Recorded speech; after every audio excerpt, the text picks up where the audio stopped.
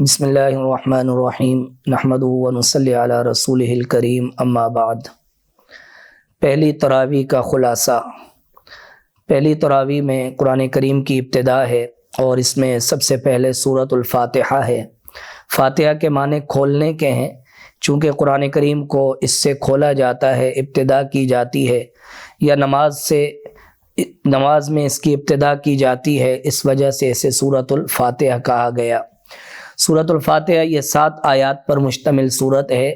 ابتدائی 3 آیات مبارکہ میں اللہ تبارک و تعالیٰ کی صفات حسنہ کا بیان ہے،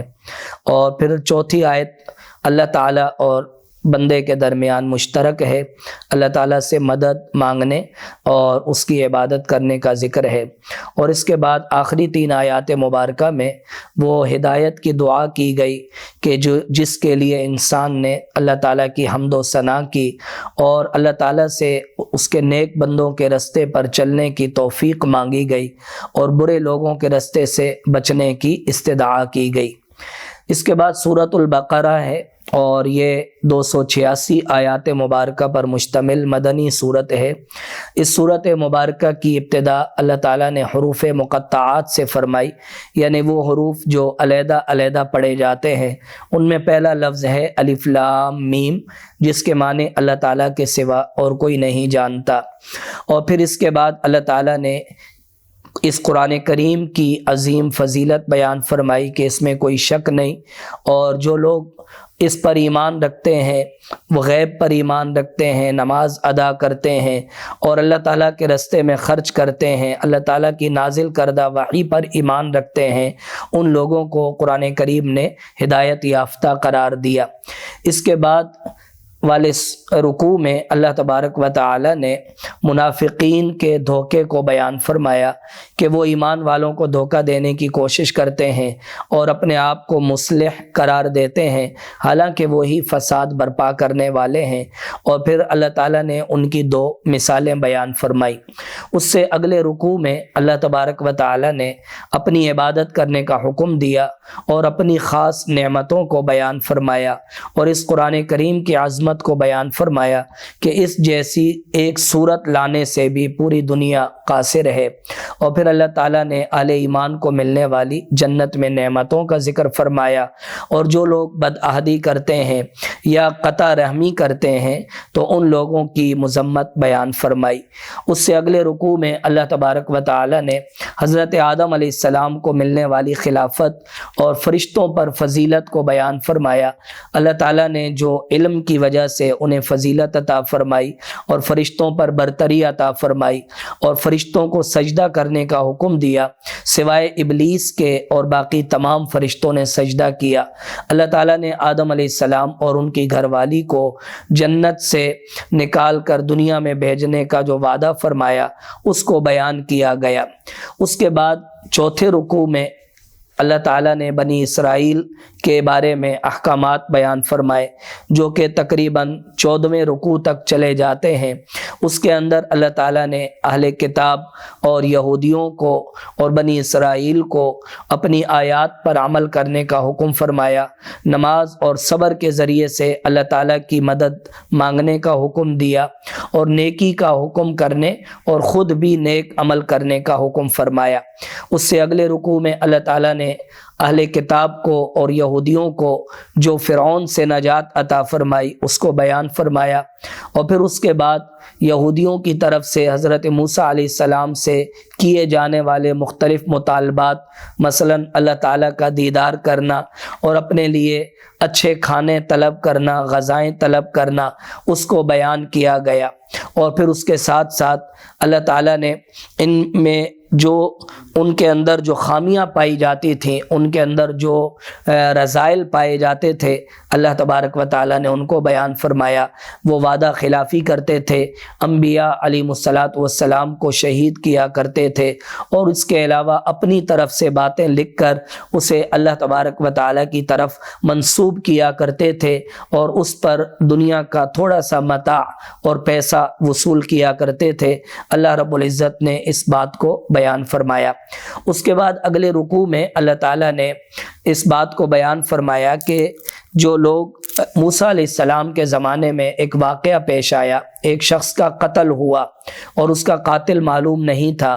اللہ تعالیٰ نے انہیں حکم دیا کہ ایک گائے کو ذبح کریں اور اس گائے کا کچھ حصہ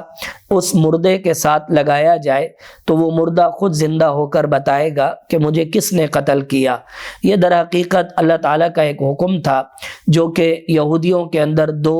پائے جانے والے گروپوں کا رد کرنا مقصود تھا۔ ایک وہ تھا کہ جو گائے کو خدا سمجھنے لگا تھا تو اس کا بھی رد ہوا، اور دوسرا وہ تھا کہ جو مرنے کے بعد دوبارہ زندہ ہونے پر ایمان نہیں رکھتا تھا تو اس کا رد کیا گیا۔ اللہ تعالیٰ نے اس مردے کو زندہ فرما کر دوبارہ موت عطا فرمائی۔ پھر اس کے بعد اللہ تعالیٰ نے یہودیوں کے اندر مختلف پائی جانے والی مزید بیماریوں کا ذکر فرمایا اور ان کے دلوں کو پتھروں سے بھی زیادہ سخت قرار دیا،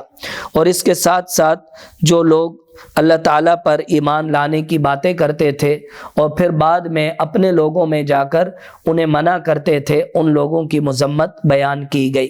اور اس کے ساتھ ساتھ پھر قرآن کریم نے ان لوگوں کی مذمت بیان فرمائی کہ جو اپنے ہاتھ سے چیزیں لکھ کر اللہ کی طرف منسوب کیا کرتے تھے۔ اگلے رکوع میں اللہ تعالیٰ نے بنی اسرائیل کو دیے جانے والے احکام بیان فرمائے کہ اللہ تعالیٰ کی عبادت کرو، والدین کے ساتھ نیک سلوک کرو، مساکین اور یتیموں کا خیال رکھو، اور اس کے ساتھ ساتھ ان لوگوں کی مذمت بیان فرمائی کہ جو لوگ موت سے گھبرایا کرتے تھے اور پھر حضرت جبرائیل علیہ السلام اور میکائیل علیہ السلام کو اپنا دشمن قرار دیا کرتے تھے۔ اس سے اگلے رکوع میں اللہ رب العزت نے ہاروت اور ماروت کا واقعہ بیان فرمایا، جو کہ دو فرشتے تھے اور انسانوں کی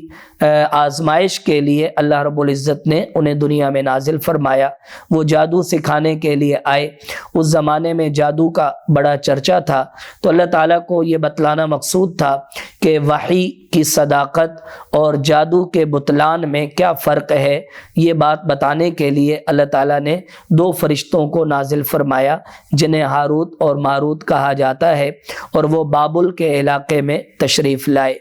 اس کے بعد اللہ تعالیٰ نے ان لوگوں کے بارے میں مذمت بیان فرمائی کہ جو لوگ دنیا کی مال کی خاطر اور حسد کی بنا پر وہ نبی علیہ الصلاۃ والسلام کی مخالفت کرتے تھے، اپنے آپ کو جنتی قرار دیتے تھے اور ایک دوسرے پر بہتان تراشی کرتے تھے، اور پھر اللہ تعالیٰ نے ان لوگوں کی مذمت بیان فرمائی جو مسجدوں میں آنے سے لوگوں کو منع کرتے ہیں اور مسجدوں سے دور کرنے کی کوشش کرتے ہیں۔ اللہ تبارک و تعالیٰ نے ان لوگوں کی بھی مذمت بیان فرمائی کہ جو اللہ تعالیٰ کو براہ راست دیکھنے کا مطالبہ کرتے ہیں، اور پھر بتلایا گیا کہ یہود و نصارہ تمہارے دوست نہیں ہو سکتے جب تک کہ تم ان کے دین پر چلنے والے نہ بن جاؤ۔ اور پھر اس کے بعد اگلے رکوع میں اللہ تبارک و تعالیٰ نے ابراہیم علیہ السلام پر آنے والی مختلف آزمائشوں کو اشارتاً بیان فرمایا، اور انہیں اللہ تعالیٰ نے امامت کا جو منصب عطا فرمایا اور ان کی ذریت اور ان کی اولاد میں اللہ تعالیٰ نے جو امامت اور نبوت کو جاری فرمایا اس کو بیان کیا گیا۔ تعمیر کعبہ کا واقعہ بتلایا گیا اور ابراہیم علیہ السلام کی دعاؤں کو بیان کیا گیا۔ اس کے بعد ابراہیم علیہ السلام کی جو ملت ہے اس کی اتباع کرنے کا حکم دیا گیا، اور اس کے ساتھ ساتھ نبی علیہ الصلاۃ والسلام کے صحابہ کرام رضی اللہ عنہم اجمعین کو معیار حق قرار دیا گیا اور ان کی پیروی کرنے کا حکم فرمایا۔ اس کے بعد دوسرا پارہ شروع ہوتا ہے۔ دوسرے پارے کی ابتدا میں اللہ رب العزت نے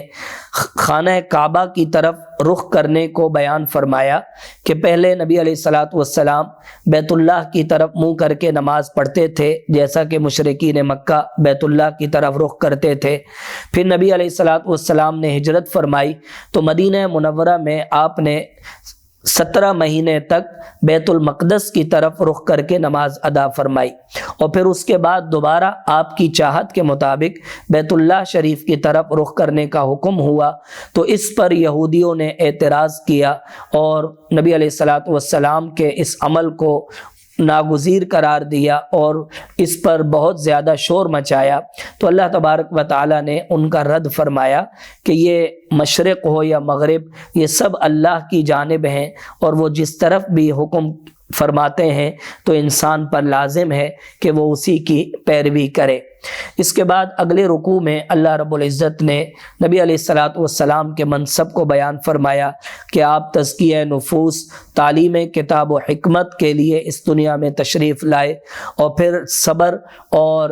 نماز کے ذریعے سے اللہ تعالیٰ کی مدد مانگنے کا حکم فرمایا، شہیدوں کو مردہ کہنے سے منع فرمایا، اہل ایمان پر آنے والی مختلف آزمائشوں کا ذکر کیا گیا، اور پھر ان لوگوں پر لعنت کی گئی کہ جو لوگ اللہ تعالیٰ کی آیات کو چھپاتے ہیں یا کفر کی حالت میں اس دنیا سے چلے جاتے ہیں۔ اس کے بعد اگلے رکوع میں اللہ تعالیٰ نے انسانوں کو دی جانے والی مختلف اپنی عظیم نعمتوں کو بیان فرمایا، کشتی کی نعمت، ہواؤں کی نعمت، بادلوں اور بارش کی نعمت کو بیان فرمایا،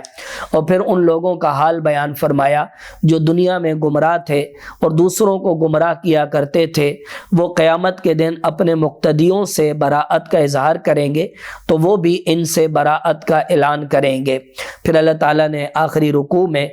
نیک اور پاکیزہ چیزیں، حلال اور پاکیزہ چیزیں کھانے کا حکم فرمایا، شیطان کی پیروی سے منع فرمایا، اور